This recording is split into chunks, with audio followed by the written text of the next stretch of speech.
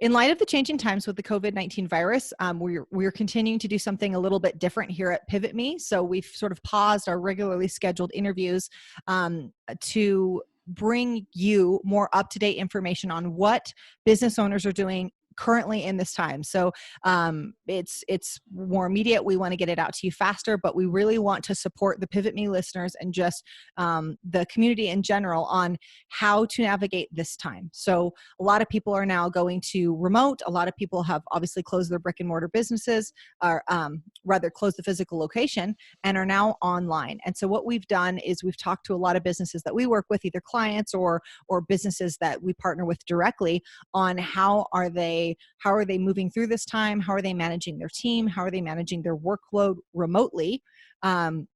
So we're going to bring you a variety of interviews like this. And today I'm very excited to have someone that we work with very closely, Ben Williams, the owner of Rokkwood Audio. He not only works with us on this very podcast, but he works with a variety of other podcasts. He does a fantastic job putting out this amazing content that can reach people globally. And now more than ever, we need people like Ben Williams in this world. So we are very happy to have him on PivotMe today.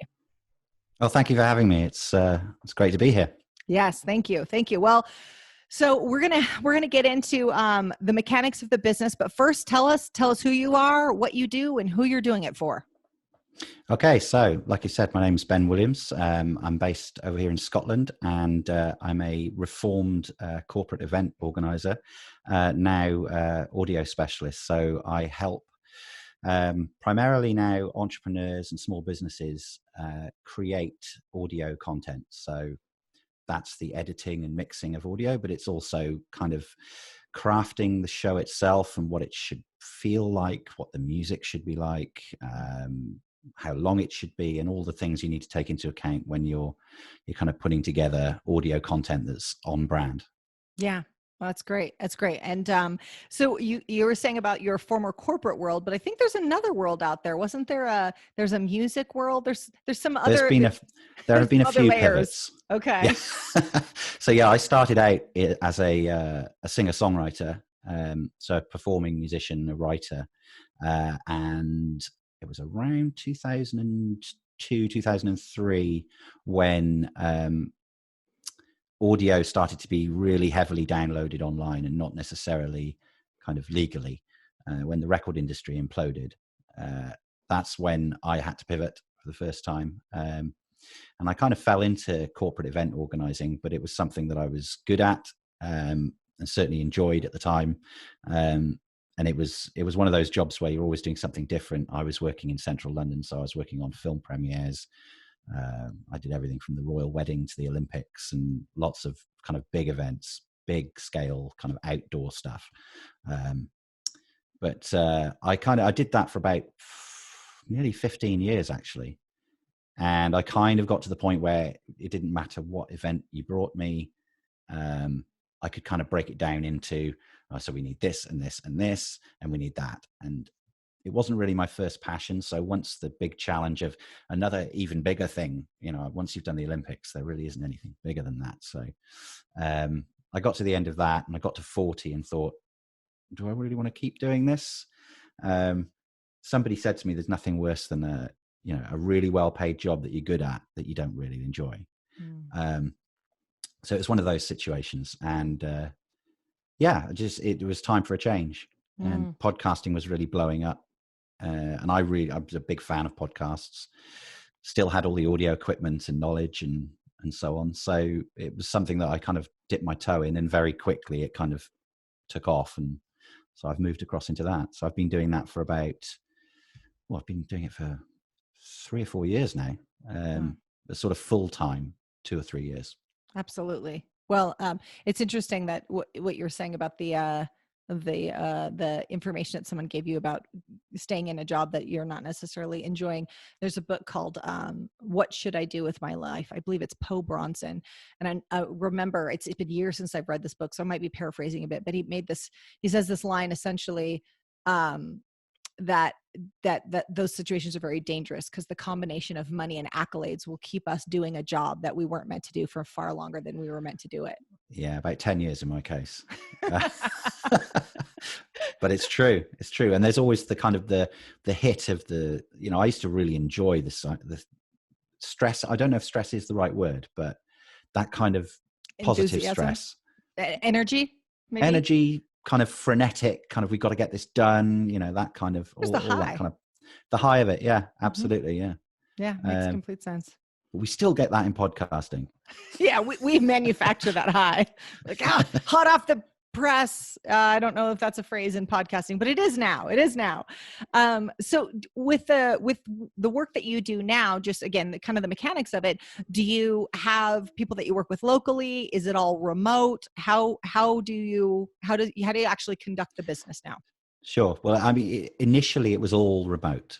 Now I'd say it's about 80% remote. I made a concerted effort to kind of connect with businesses in Edinburgh and Scotland when I moved here, because I really wanted to have that kind of in-person interaction as well.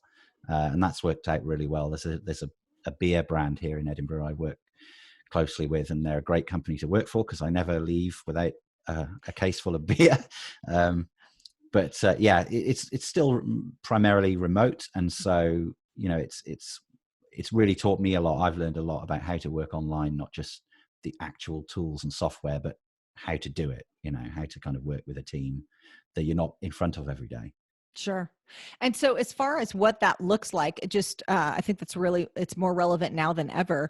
Talk to us about how you do that. Is there particular software that you use? I know the platforms that you and I have shared, but how do you best manage working with someone? For example, we're in the US. Um, Walk us through that process. Okay. Well, actually, I mean, quite a few of my clients are in the US now. So I've had to adapt to that. And on a personal level, I've had to kind of shift my hours a bit. Although a lot of clients quite like the fact they'll give me something in the evening and wake up in the morning and it's there, Mm-hmm. But yeah, Zoom is a huge one. Dropbox is massive. I use probably 3 or 4 for everything you can think of, like communication or file sharing or whatever. I'll use 3 or 4 things because it depends on the client. Some people are much happier on WhatsApp. Other people prefer even some clients on Facebook Messenger and things like that. But the primary ones are the Google suite of things: Gmail, Google Docs, Google Sheets. I mean, those are fantastic tools, particularly if you're kind of bootstrapping, you're just starting up, you need to pull a team together. I have a client in Australia, sends me everything through Google Drive. His edit notes are on Google Sheets, and it's just easy. It's very simple. Client here in London does a podcast about The Wire and other kind of pop culture shows, and everything down to kind of video files, everything, it's all through Google. So that works really well. Yeah. Personally, I find Dropbox is the best for me for kind of file sharing and stuff, because once you've got it installed on your computer, it's just so easy to share things. Mm-hmm. You just right click on a file and you can copy the link, and you can stick that in an email or Slack or whatever it is that people are using. No, that's perfect. And I love that you said, especially if someone's trying to bootstrap, because things like Dropbox and the Google Suite are free. So with Dropbox, if you need more space, you can upgrade. And Zoom right now is actually free too. So the CEO of Zoom has given free membership to a lot of people. The basic membership, I believe, was always free. But if you wanted more than X amount of people on the call, or if the call was going to extend more than 45 minutes. More than 40 minutes, 45 minutes. Yeah. So they've relaxed that. Yeah. Something like that. I'm hoping that the Zoom platform can continue to support us, because I know that we use Zoom all the time. And it seems like a lot of other people are too. We've set up if you're familiar with Table Topics, it's a game where like there's questions on the back of a card. It's just a fun game to play in person, but we've set up Table Topics for friends here locally through Zoom calls. So there's a scheduled time tonight, 6:30. Everybody's dialing in from the kitchen table, and everybody's going to play online. So that's so great. Yeah, it's a nice way for us to connect and still have community. We still really need community. We just have to do it virtually now.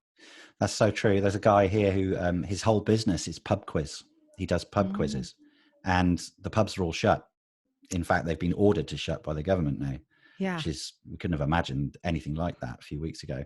But he's taken it all online onto Facebook, and now there's these pub quizzes happening on Facebook, and everyone's dialing in every day or every evening and playing. So That's a great Yeah, idea. there's good things happening too. Yeah. We still need our community. We just have to be creative about how we find it. Hmm. So kind of on the personal side of things, and we'll dig more into business here in a second, but how are you guys coping through this time?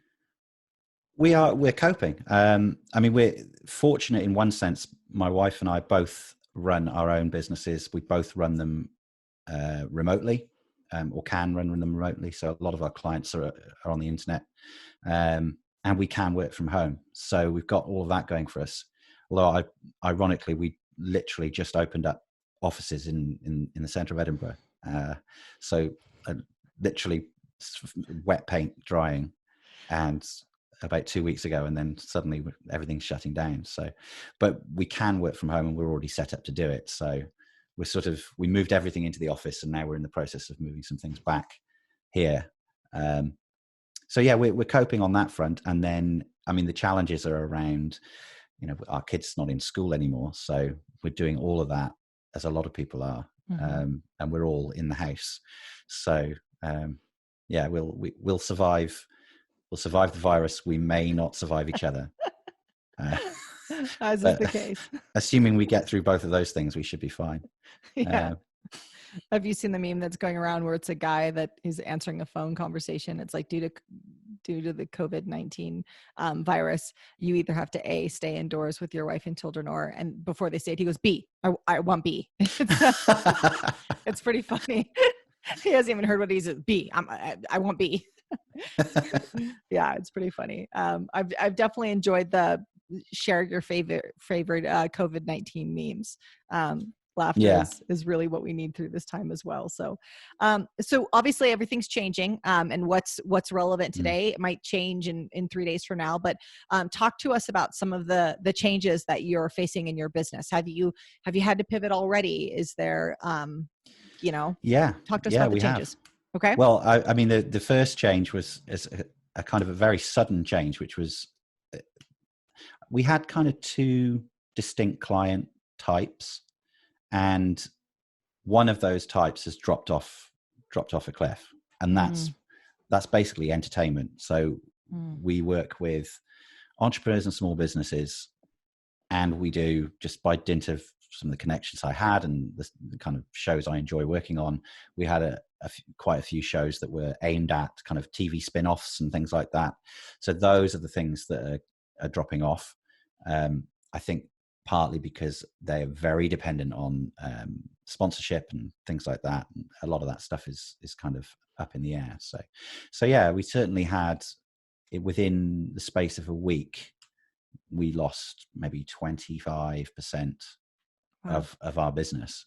The plus side of that is, it was a side of, I was already planning to kind of pivot more into the small business entrepreneur side of things anyway. So much as I love doing those shows, that's where the business was going. So it's not the end of the world, and I'm trying to treat it as an opportunity, really. So we've just taken on an editor to handle those shows. But rather than kind of pull back from that completely, you're getting it. Great timing. New editor that could sit in that new office that you have. Exactly. Yeah. So we've always had fantastic timing. Yeah.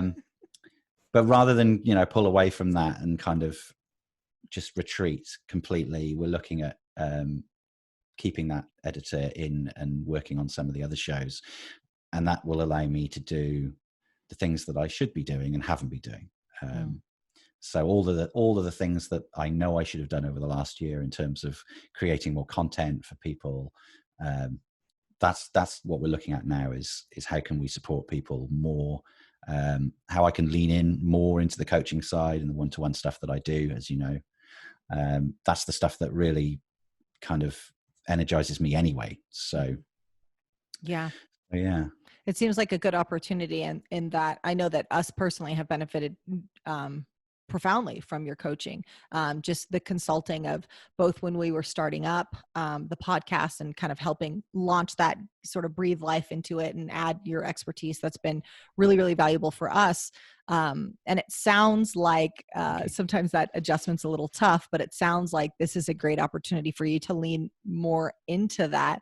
Have you seen, I would imagine, podcasts and audiobooks and things like that are going to be more important now than ever. Have you seen those people kind of emerge and say, yeah, I actually do want to try my hand at podcasting or going live in some form? Have you seen that? And I imagine if you haven't, you're about to start seeing that.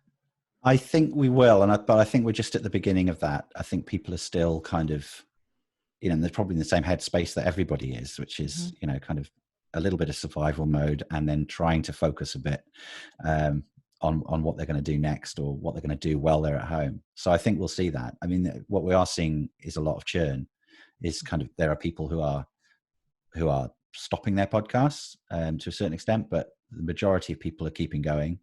There are people coming in who want to become editors. There are people who are, so it's all kind of churning around, and I kind of take the view of it's change, and change is opportunity as well. So Sure. We've talked before about that we're in an unprecedented time of change, but in huge moments of change, there's also a lot of opportunity. We just have to train our eye for that. It's easy to think about and focus on all the things we no longer can do. So whether that's going to the pub, whether that's, taking your kids to swim lessons, or just being able to go spend some time with your family. It's true that those things are not available to us now for a period of time, but there are other opportunities that have opened up. We just have to look for those. Stop looking at all the doors that have closed, but instead really try to focus our eye on all the doors that are now open. They might be a little hidden. We might need to move some drapes or move some furniture out of the way to see them, but they do exist. What other, whether that's opportunities from a business front, or maybe some blessings at home, what's some of the good things that have come out of this time? Well, I'd say on that front, I mean, yesterday was I'm just thinking about what we did yesterday, and that's a really good example. I mean, normally on a Sunday, we might go out, we might do something, or we might kind of, hang about in the house, or I might try and do some work as well. But we've been really much more focused on, my son Jackson has swimming lessons on a Sunday. Now we can't do that. So we jumped in the car and we drove.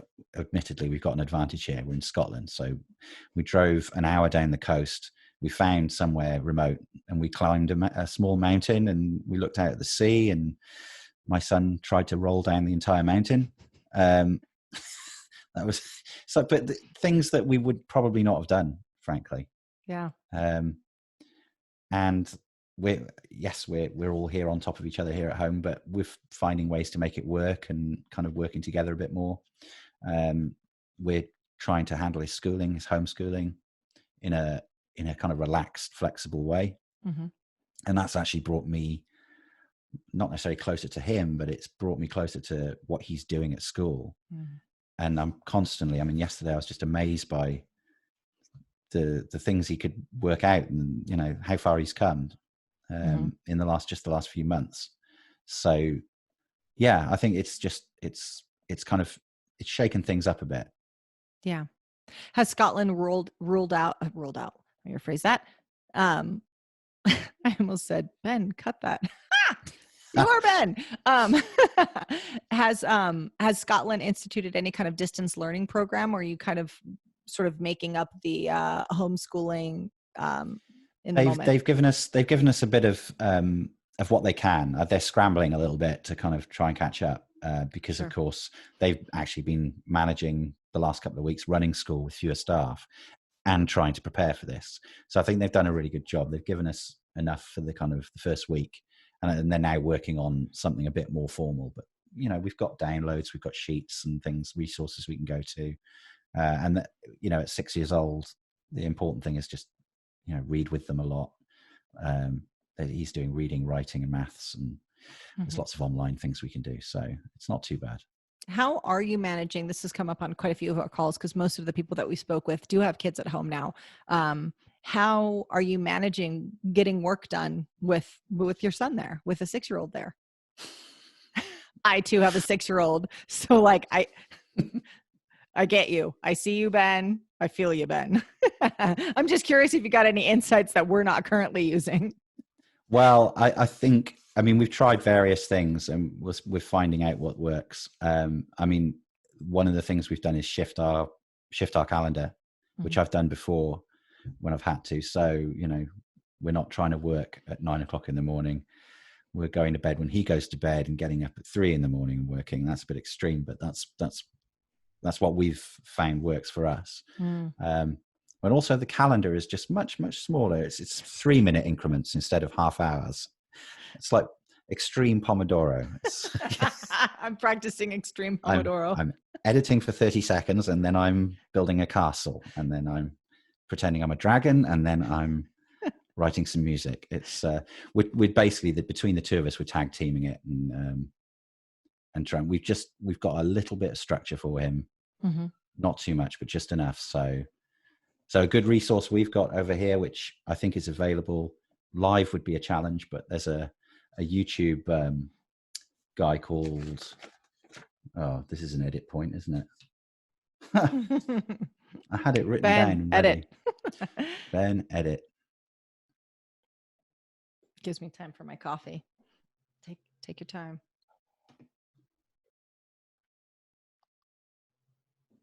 Yeah, our 6-year-old really is not getting it, which of course, and I don't necessarily want her to understand the gravity. Our 9-year-old a little bit more, but our 6-year-old keeps waking up and goes, "Is today a school day?" Yeah. And she really just wants to play, and which is fine. That's where I want her headspace to be anyhow. That's fine. Yeah. Another good resource we found is the Body Coach TV, which is a YouTube channel. He's like an up and coming Insta star over here. I don't know if he's made it in America yet, but he's doing every day at 9 o'clock live. He's doing a workout you can do in your living room. So this morning we were all doing jumping jacks, and my son was putting me to shame with his stretching abilities. So they've got less body mass. Exactly. Our kids do it too. I'm like, don't show off. You're like 40 pounds. One of Jackson's friends had a birthday party cancelled the other day, which we really felt for him. You know, he was really sad, but my wife was able to arrange a Google Hangout. So there was about 20 kids all trying to speak at once. Absolutely no conference call protocol whatsoever. It was hilarious, but it was really nice for Finley to kind of have his he still managed to have his birthday, and everyone pretended to blow on the candles, and you know it was great. It's a great idea. So we've been doing that with our kiddos too, with Zoom calls. And I found that I actually had to leave the room because I kept trying to police the call. Like, you guys are all talking over each other. And like, I was like barking orders at my kids. I was like, no, Grace is trying to talk. Stop trying to talk, Elise. And finally I was like, I need to just, Mama rage quit that conference call. I had to leave the room and shut the door and just let whatever was going to happen. And then I came out 20 minutes later and they were playing rock, paper, scissors. And it was really cute. Like, I saw them all like doing it in front of it. Was awesome. See, there you go. Sometimes you have to let things work themselves out a bit. Exactly. Yeah. Oh, that's good. So that was a great resource. What other resources are helping you in this time? Whether, again, that's software, technology, whether that's a YouTube channel, a podcast, what other resources could you share? Well, not to sound too inside baseball, but your podcast helps me a lot, actually. That's one of the pleasures of being able to edit it, is I also learn from it every week. So there's a couple of podcasts that I listen to. So your podcast, Bliss Beyond Fear, listen to that as well. It's not quite my target. I'm not the target demo, I don't think, but I just love their energy. Yeah, they have great energy. Always cheer me up. YouTube's got some great stuff like the Body Coach that we use that's kind of keeping us in touch, but mostly it's Facebook and WhatsApp, those groups. Just having a group set up here. What's started to happen is, especially on WhatsApp, local community groups have started to form. Volunteer groups, basically outreach groups for older people. We've got a lady who lives next door to us who's 93 now. So we're all kind of trying to figure out how to sort of make sure she's not too isolated, because she is not on Facebook. Mm. Yeah, she missed that one, huh? By about 50 years. Yeah. So yeah, but while keeping our distance and everything. So I think WhatsApp and Facebook, actually, for kind of the social side, for all the kind of recent criticisms and things about Facebook, they're proving unbelievably valuable right now. That's a really good point. Yeah, I mean, it's I think that there's criticism around it in these times, in the sense of, okay, we want to make sure that it is not a catalyst for misinformation, right? That it's not a conduit for people to share bad information. But there's a flip side to it. It's providing community for people, which is just absolutely. it's needed now more than ever. Well, I mean, it was always about connection. The information bit is the bit where it starts to struggle, but sure. And that is an instinct, isn't it, that people have, is to kind of, when they hear something, is to share it straight away, to be helpful. And that's when it hasn't been checked yet or whatever. That's when it gets difficult. Sure. But we're finding Facebook here is a bit of a godsend. Yeah. One thing that we were talking about with one of the earlier interviews is essentially designated one or two people that you get to talk with, because this is a dynamic situation. A lot of people are struggling with uncertainty, and that can bring about a host of anxiety or depression. And having one or two people that you get to have those kinds of conversations with, that you sort of designate, maybe it's your spouse, maybe it's a best friend or a coworker, or a partner, but designating, okay, here's my one or two people that I go to air those concerns, but not airing them on your social media feed. And I think that's really, really important, because when we put out there, gosh, I'm really worried because I just saw this, and what does this mean? Well, now you've just put that in front of potentially 1,000 people, 5,000 people. I don't know that that's the place to air that. And I think that breeds a lot more uncertainty in people's lives. And so I would really encourage people to think twice before they share that information, and instead say, okay, here's one or two people that I can go to and say, I'm concerned about this. I went to the local grocery store. There was no bread, meat, whatever on the shelves, and this is concerning to me. And have those safe places where you can go and you can really sort of lay down the body armor and get vulnerable and get honest.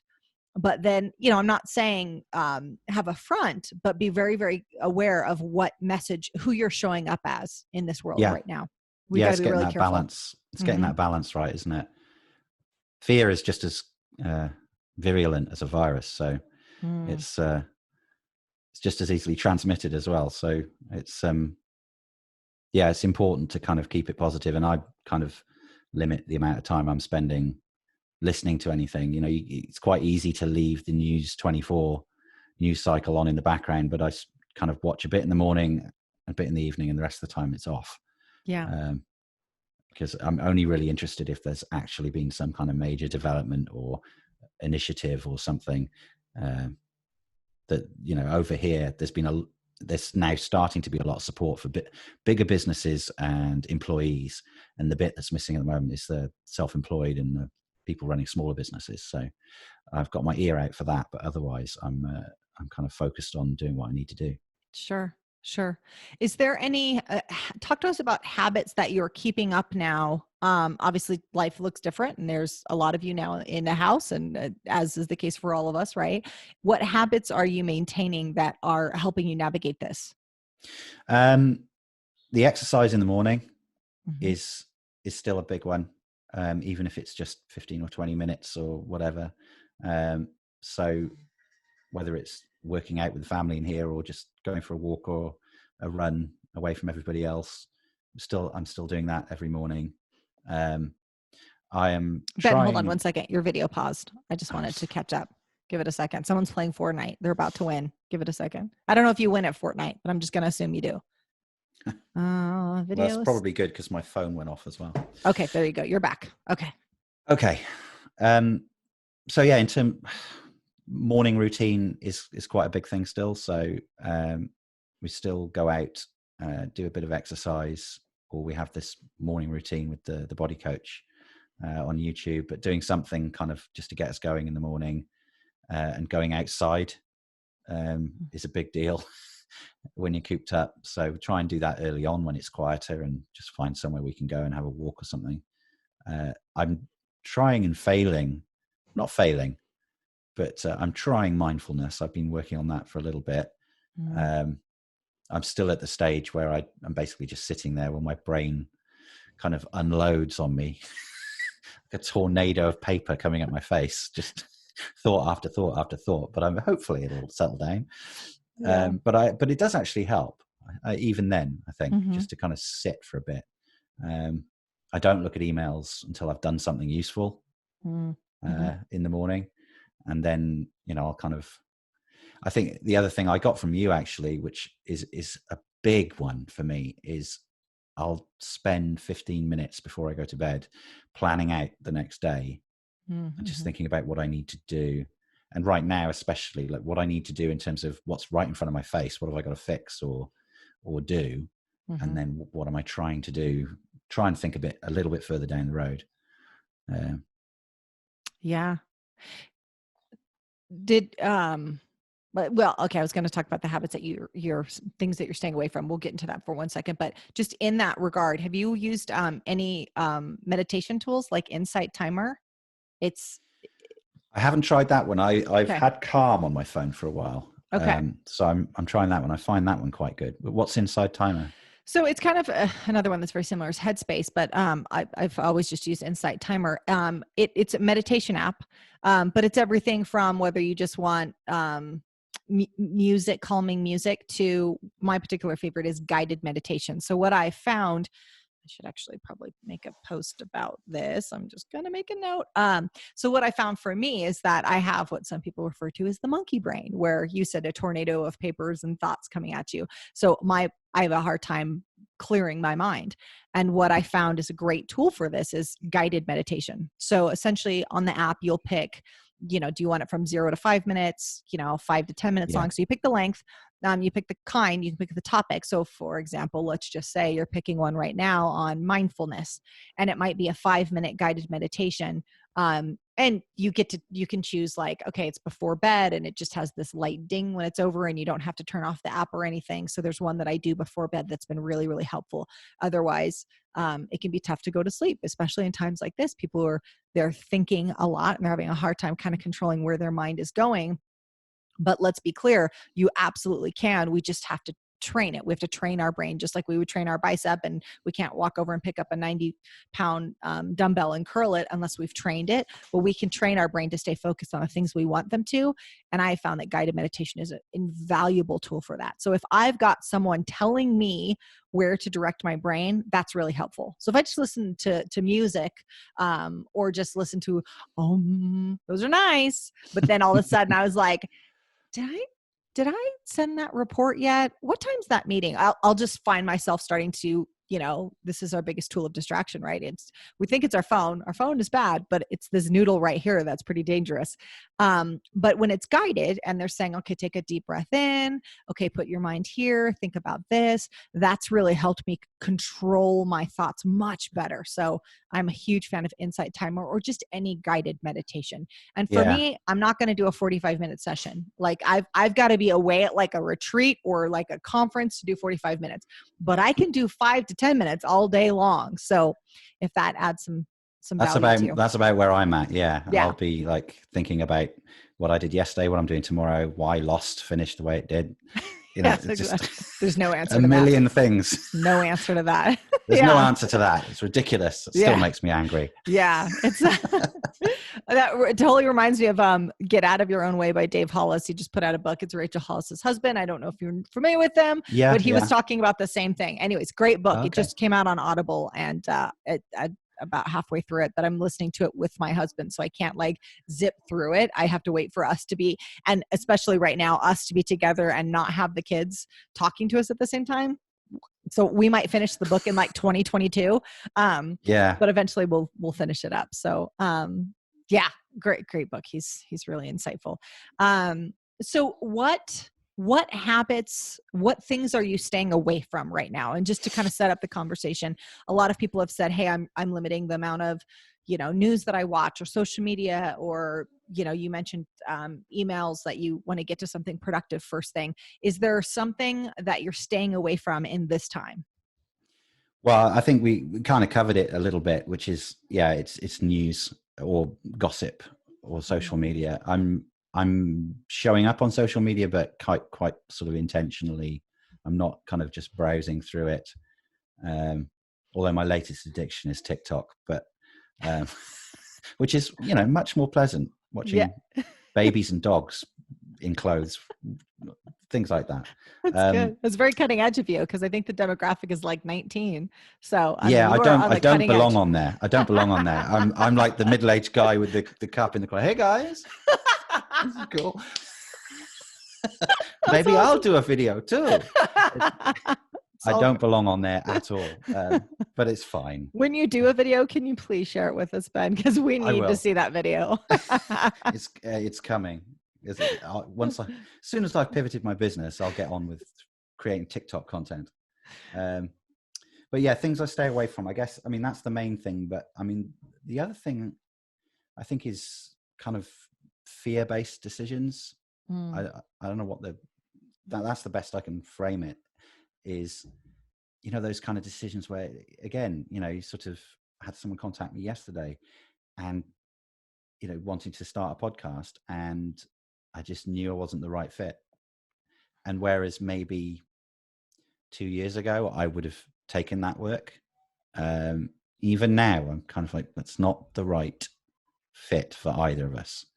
You know, I pointed them towards someone who probably was, but you know, it's those kind of fear-based decisions, I think, whether that's, you know, grabbing 20 bags of pasta off a shelf, or whether it's, you know, just kind of knee-jerk reactions that are not going to long-term, not going to help you. That's not to say that you know, you have to kind of look at the situation we're in at the moment and be sensible about it. But, you know, that's the thing here in Scotland, the shelves are completely empty everywhere. And that's mostly, there's no food shortage. It's just what's happening is people are queuing up as soon as the supermarket opens and rushing in. It's like, you know, the sales at Christmas or something, or New Year sales. And, you know, they open the doors, everyone runs in and buys 20 bags of bread that they're not going to eat.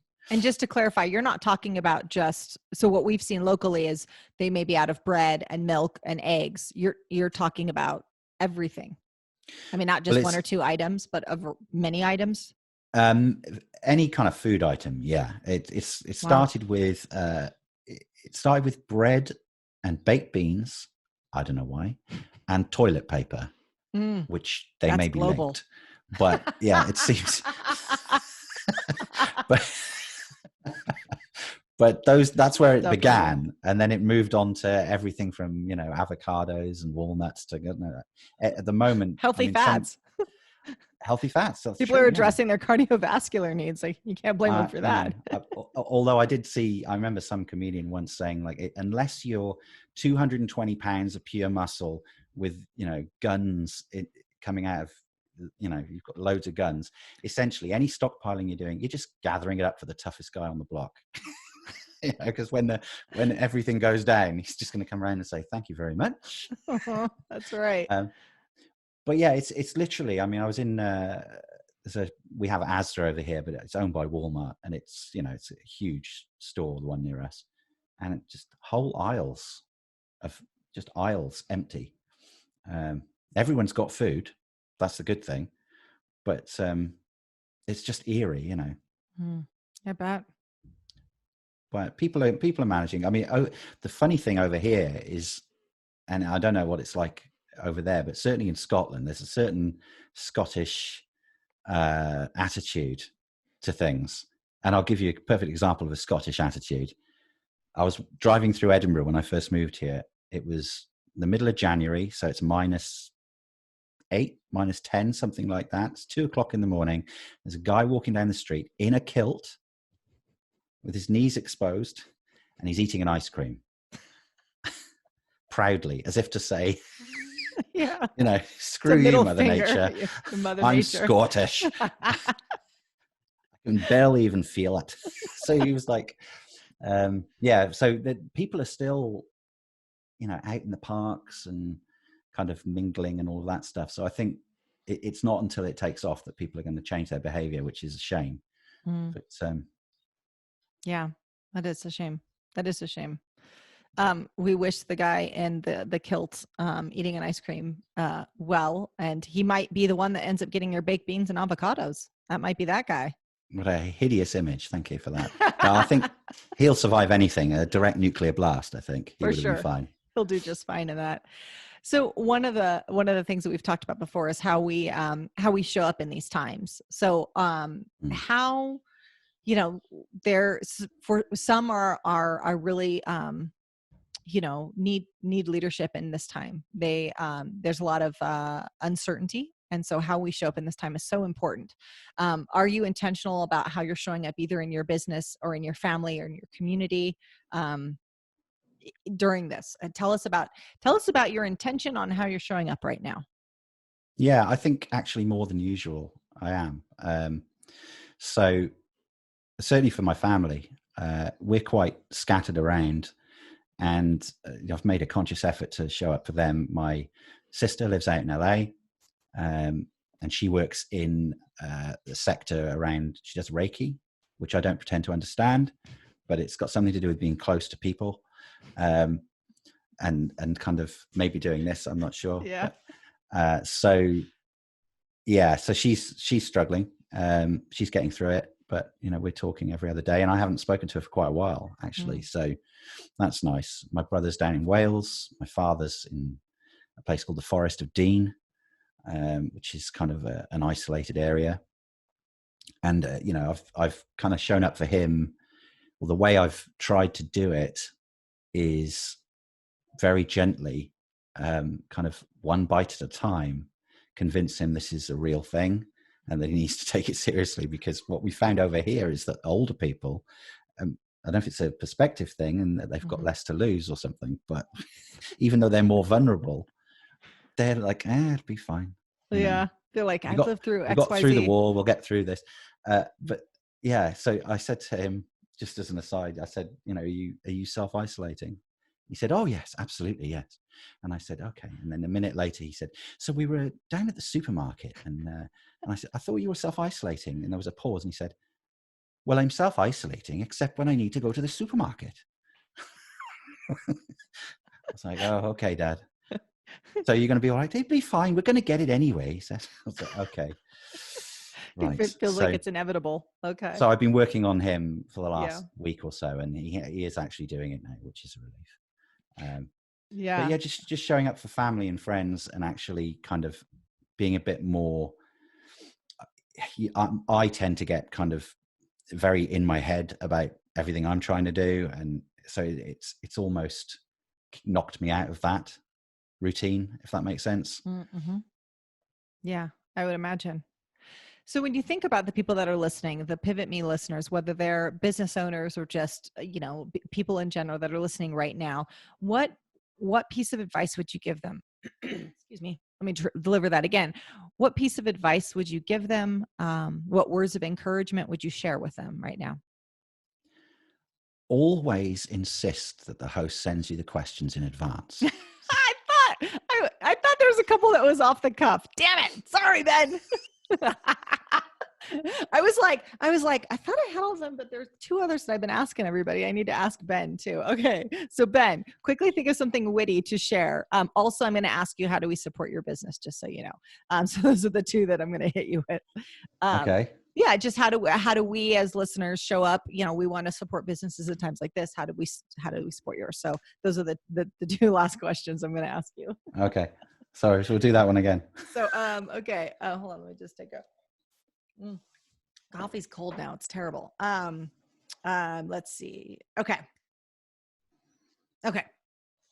If there was one piece of advice that you would give to business owners or just people in general that are listening to this, maybe words of encouragement, what would that be?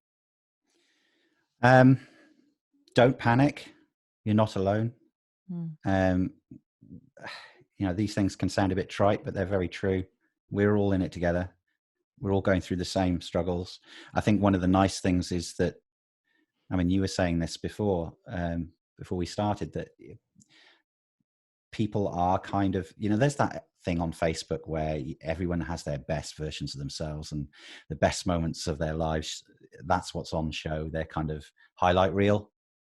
And what we're getting now is the outtakes.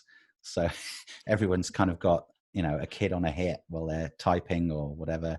I'm half moved in, half moved out with this office. And people are kind of seeing people in a more real way. We're all kind of trying to figure it out. And I think weirdly, people are pulling together even as they're having to separate themselves. That's kind of reminding them to pull together. So I think it's just don't panic, keep thinking, keep pivoting. There's always, and stay solution focused really. And have your time where you spin out and know that everyone else is doing the same, but kind of come back to what can I do? Focus on the things that you can change or you can influence, and don't waste too much effort on the things you can't. Yeah, that was incredibly profound. It's almost like the host didn't need to send you that question because you were so good off the cuff. A little bit like that, huh? Before I ask you the final question, just a quick aside. So I was listening to John Maxwell, great. I mean, he's an author, but he's an expert on leadership. And he did a live yesterday, and he's going to do one again today. Really, really profound. But he read this C.S. Lewis quote, which I am partial to, and I love the guy anyhow. And it was interesting because it was something that was written a long time ago from C.S. Lewis, and it was in the threat of bombing during the war. And he was saying, C.S. Lewis was saying, perhaps a bomb's going to hit us. Perhaps, it's all going to be over for us. And again, this is a little grim, but he said, of course, the one thing that's inevitable is that we'll all die. We just don't know if it's going to be today or 30 years from now. But he said, if the bomb does find us, let it find us teaching. Let it find us still reading. Let us still be playing with our kids or dancing or singing, and let it find us well bathed and taken care of. And he said, let it not find us, scared and huddled under a table. And I thought it was really, really profound, perhaps a little grim. But I thought it was really important to read that and to be reminded of get up, shower, still take care of yourself, still read a book, still laugh with your kids, still play on the floor and be a horsey for them or whatever that looks like. Because if something is to find us, let it find us still thriving. Yeah, absolutely. Absolutely. It is a reminder. And I find the things that are happening right now, the positive things that are happening right now, and the things you could not have imagined. I mean, in this country, a conservative equivalent, roughly Republican government paying everybody's salary, obviously that's a temporary measure, but it just reminds you that the way things are is not inevitable. If there's something you don't like about the system, it can change. So wow, you guys are getting your salaries paid? We are not. Okay. We are not employees. Yes, let me rephrase that. Yeah, they said we, I meant as Scotland. So in the UK right now, the government is paying all employees 80% of their salary, up to £2,500 a month. Wow. Okay. Because that is cheaper than the entire economy collapsing permanently. For sure. And it adds stability that could otherwise be threatened. The one question nobody is saying, which they usually do, is how are we going to pay for it? Because we have to do it. Yeah. Do you know what I mean? But the things that you would normally say, how are we going to pay for that?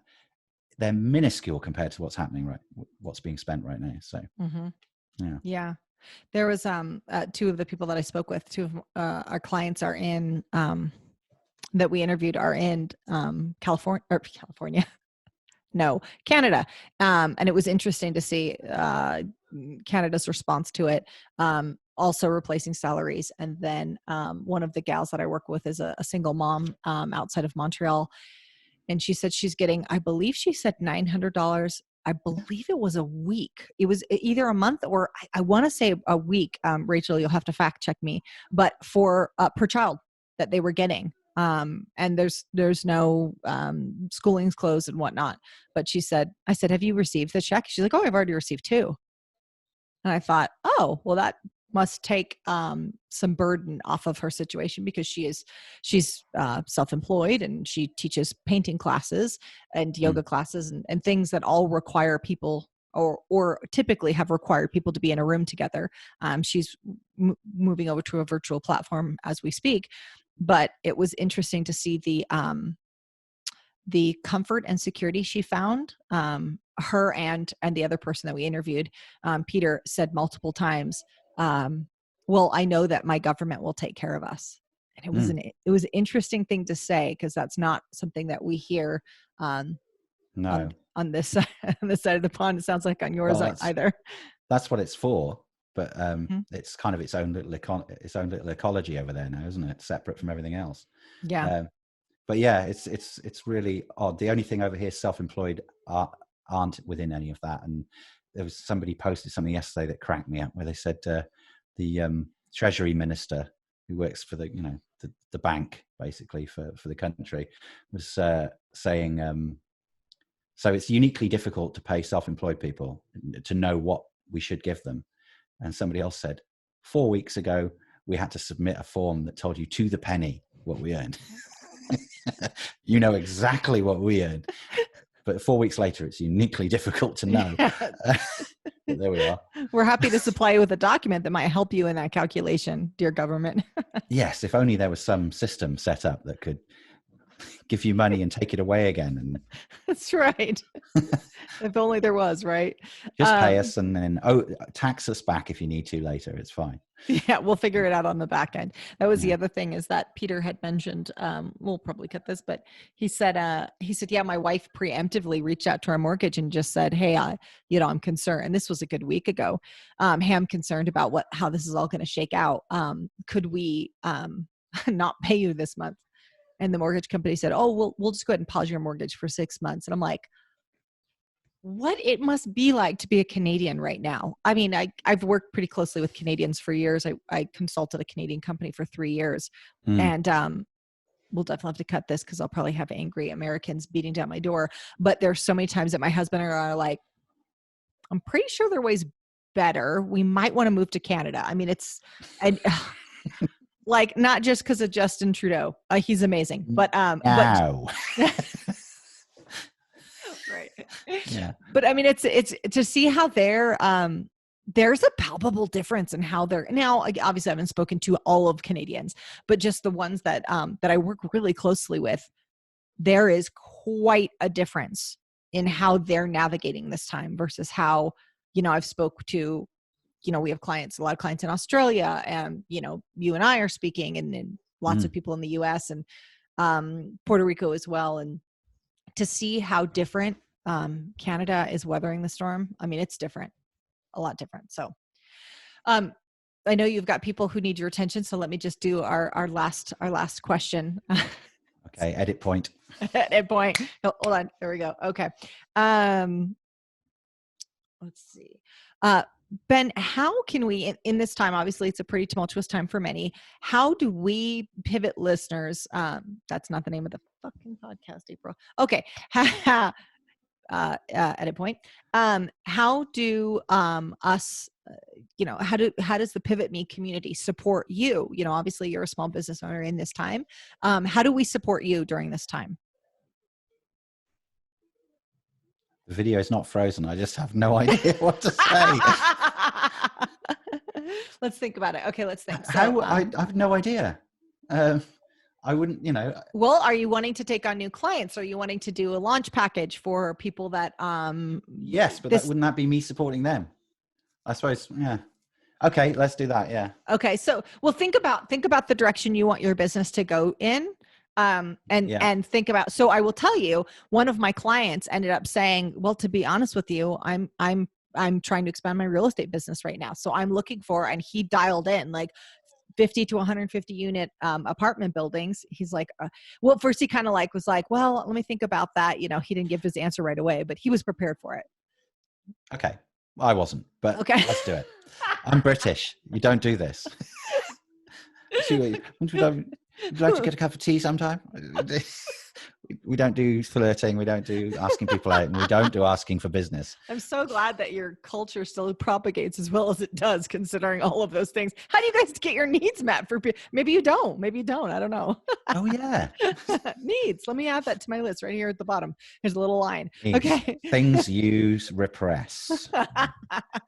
Okay. How about I tee you up a little bit better? Okay. Okay. Okay.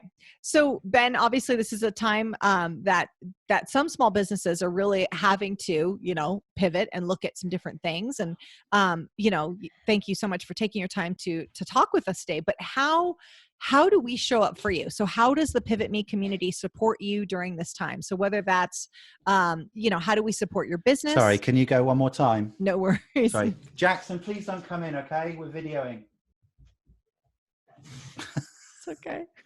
You know what we need to do is have an outtake of all these interviews where people's kids come in, because there hasn't been one where it's not kids or a spouse that have come in. So we need to do like an outtake of all the people's kids that come in their pajamas. Okay, sorry, one more time. It's all good. It's all good. Okay. So obviously, during this time, our businesses, many businesses have been affected, and we want to make sure that we're supporting our, particularly our small business community in times like this. How can us, the PivotMe community, support you during this time? So whether that's it could be as simple as listening to podcasts that you're working with, or maybe the new directions that you're going in your business, or perhaps you're looking for new business, and maybe you could paint us a picture of what that new business might look like. We want to support you during this time. How might we be able to support you? Well, I appreciate that. I mean, I'd say if you're an entrepreneur, if you're looking to start podcasting or expand your kind of reach, then by all means get in touch. I offer a range of services there. So I'm quite happy to talk to people about whether it's kind of just the development stage, what kind of a podcast they should be working on. We used to have a thing where we said basically from idea to iTunes. That's kind of what we offer. And if there are people out there that are thinking of starting a podcast, then we'd be happy for them to get in touch. As I said, we're kind of pivoting a little bit and leaning more into the space that we're in, which is kind of entrepreneurs mindset and that side of things. So by all means, get in touch with us. And even if you just want to have a chat, then we're quite happy to do that. You could also check out some of the podcasts that we support and work on. So obviously you're on this one now, PivotMe, but Bliss Beyond Fear is another one. We also have shows called The Wire Stripped and FlixWatcher, which are kind of review shows. So those ones are fun and worth checking out. And if you have any questions about podcasting or anything around that, then get in touch. I'm looking at working more on the kind of promotional and marketing side, because as you know, I'm kind of a wizard in the editing room and the kind of music composition and musical branding and all of that stuff. But I need to work more on getting that out there. So I'm happy to have those kind of conversations as well. And I would imagine anything around audio in general. I mean, just now more than ever, I think for all those people that have been on the fence about, I need to start a podcast, I'm not sure when I would start that. Man, this is the perfect time to do that. The best time is right now. Yeah. Because it's the best thing about podcasting is it's iterative. It's kind of, you do one and then you learn and you do another one. And a lot of people get hung up on, they want to get it perfect, and you won't get there. It's that great being the enemy of good thing. You just need to get out there and do it, and you will get better. Yeah, absolutely. Absolutely. You need to improve. It's continuous improvement, but not be expecting perfection. There is so many people who have come to me and said, I've been thinking about doing a podcast. Oh man, there's just loads of people that have been thinking about it and have really good content. They've got something that they know really, really well. And sometimes we're almost too close to it that we can't see the thing that we're doing really, really well because it's natural for us, or we've been doing it for 20 years. But for those that are listening that have been considering this, as Ben said, this is the time. You're trying to time the market. Like, hear the ding of the market telling you this is the time. Audio is audio or video is more important than ever. And whether that's a podcast or just getting the right audio quality or the setup, I mean, Ben helped us with which microphone to get and how to have a clear message as well. I mean, also you wrote our music, which was huge. I know you've written music for many people, and that's perfect. Perfectly captured us, and that's a huge part of what you do is composing. Well, thank you. Yeah. I mean, that was a really interesting moment for me, because I mean, the reason I did that, obviously that was just completely off my own back. Obviously I had the ability there, but the reason was because I had a really clear idea of who you were. Even if you didn't, I could hear it within 2 seconds who you were. And I'm sure your listeners feel that way too. I don't know what you're talking about, Ben. I went to the places that you go for stock music, and it was, there was nothing there that really for me was like, had the attitude and the kind of made me feel the way you made me feel when I listened to you. And so it was literally I thought, I've been looking for 2 hours. I could have written it from scratch in that time. And I just thought, I'll just do it. But it was one of those moments for me, because I didn't really think that much about it. But then I know that later, that was quite a big deal for you, and kind of turned you into a bit of a you were kind of preaching for Rokkwood at one point, because that's a big thing to do for someone. But I would say, I mean, so that for me, that was follow your joy and kind of do those things. Don't just kind of feel you need to make some kind of artificial separation between what you do and what you love and what you can make money at. Find the intersection and follow it. And the other thing, of course, is just with audio. The only thing I would say to your listeners, if they are thinking of starting a podcast and whether or not they want to get in touch with me, really, really take the music side of things and the sound of your podcast, take it seriously. You don't have to necessarily sound like a radio show. You can do a very bootstrap DIY podcast off your phone if you want to, but just in terms of how it sounds and what music you use, think about it carefully, because it's your shop front. And you wouldn't go out and get somebody else's logo and just change the letters and slap it on the front of your store and expect people to know who you are. And the thing with podcasting is the first 3, 5, 10 seconds, that's when people's finger is still hovering over the skip button. And you can tell people all they need to know about you in 3 seconds with music. It's much easier than kind of having to describe everything that you're about and everything you believe in. An attitude and an emotional connection with music is very, very powerful. So. Wow. That was amazing. Can you talk a little bit about audio branding? Because that's something that you really turned me on to. And now I notice it everywhere. And we leverage it. So not only did you completely craft the music and provide this amazing, as you once said, if we were a leather jacket, our collar would be popped. Loved it. So you gave us this, you accurately conveyed our popped collar approach. But now we use it for everything. So every video that we do, every interview, it all has our audio branding on it. Can you talk to us a little bit about what that is and why it's important? Absolutely. I mean, it's as important. It's at least as important as visual branding, and certainly as powerful. Having a clear understanding, I mean, it only works if you really understand what your business is about, who your ideal client is, and you know them, in and out.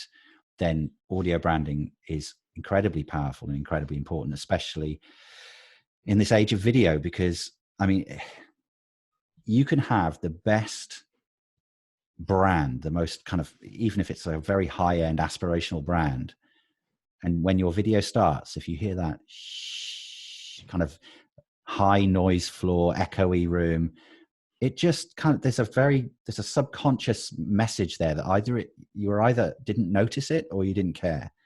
And it's the same as everything else. I mean, my dad is, funnily enough, my old man is a musician, very, very accomplished musician. He had a really nice photo for his album, and he sent me what he was going to put out into the world. And he'd written in Comic Sans the name of the album with an exclamation mark on the end in black in the corner. And it was just awful. And I said, you can't do that. And he said, well, it's just words though. And it's only the words. And I said, well, it's only the music. It's only a photo. It's like the whole package matters.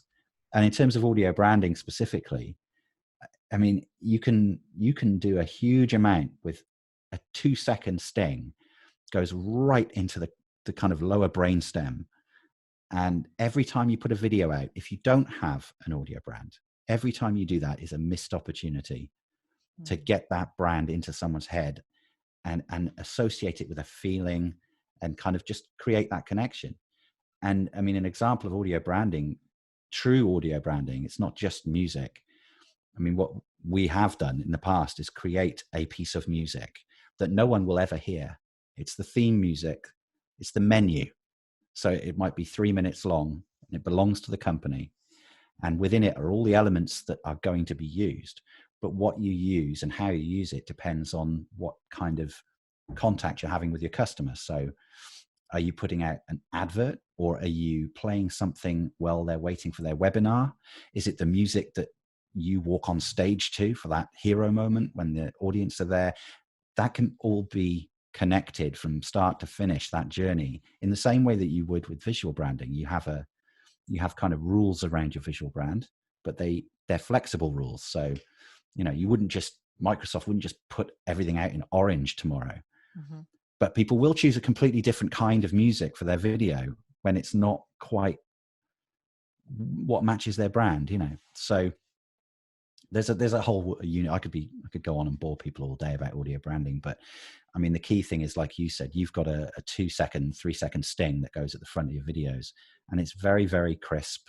It's memorable, and it ties back into the music on the podcast, but it's not quite the same. So. Yeah. And this is not just applicable for podcasters. I mean, I imagine this is applicable for YouTubers, influencers on Instagram, Facebook. I mean, I would imagine this is applicable to a variety of different people in this industry. Absolutely. I mean, in a world where video is everything, audio is right there with it. And if you're an influencer, if you're looking to build that influence, then having your own brand that is audio as well is huge. I mean, if anybody's in any doubt, go and check out Gary V's video on this.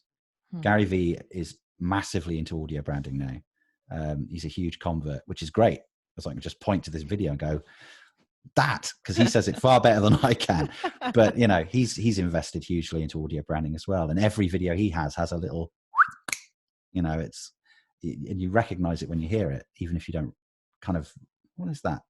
That I think somebody did a study, and the second most recognized sound in the world is the Intel ba ba ba bum. Wow. The first most is a baby crying.